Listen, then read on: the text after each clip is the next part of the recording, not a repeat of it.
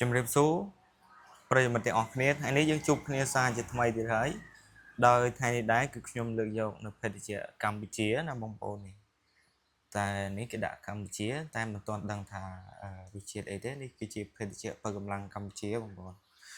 ហើយនេះបងប្អូនមើលទៅណាភេទជ្ជៈកម្ពុជាហើយឥឡូវយើងមើលមកជុំទៅណាបងប្អូនហ្នឹងហើយនេះគឺជាភេទជ្ជៈកម្ពុជាបងប្អូនហើយក៏សូមខន្តីនឹងអភ័យទោសផងដែរទៅដល់បងប្អូនទាំងអស់គ្នាបើសិនជាខ្ញុំនិយាយទៅលឺលួឬក៏ពាក្យពេចន៍មិនសមរម្យនៅកន្លែងណាមួយសូមបងប្អូនអធិស្ឋានអត់ទោសឲ្យខ្ញុំផងហើយបងប្អូនកុំភ្លេចជួយចុច Subscribe និងចុច Like និងចុចរូបកណ្ដឹង comment នៅខាងក្រោមម្នាក់មួយផងបើបងប្អូនចុច Subscribe រួចហើយបងប្អូនមើលទៅមើលមកជុំទៅបើបងប្អូនយកសម្បកកំប៉ុងដូចនៅក្នុងវីដេអូនេះដែរបងប្អូនត្រូវរង្វាន់អីដែរបងប្អូនអាច comment នៅខាងក្រោមបានហើយនេះខាងលើនេះគឺ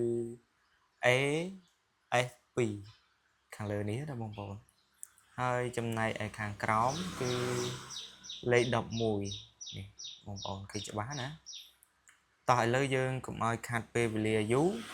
យើងអ៊ុតរង្វាន់តែម្ដងទៅតោះយើងអ៊ុតទាំងអស់គ្នា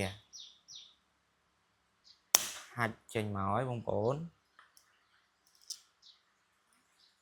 មួយកំប៉ុងបងប្អូនអស់គ្នានេះ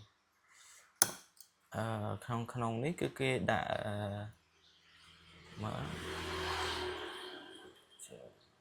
មួយកំប៉ុង Cambodia មួយកំប៉ុង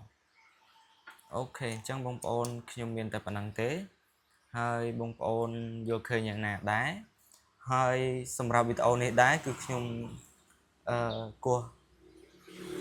រង្វាន់ភេទជ្ជៈនេះគឺយកមកឲ្យបងប្អូនមើលលេងកំសាន្តកំដរអារម្មណ៍កុំឲ្យអបសុកអញ្ចឹងណាបងប្អូនហើយមិនមានកន្លែងណាឆ្គង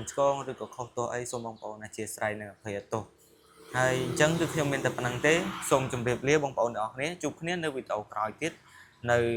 ភេទជ្ជៈផ្សេងទៀតបងប្អូនអាច comment នៅខាងក្រោមបានចង់ឲ្យខ្ញុំយកភេទជ្ជៈអីដែរយកមកគោះចែកជូនបងប្អូនមើលលេងកំសាន្តអញ្ចឹងណាបងប្អូនតោះ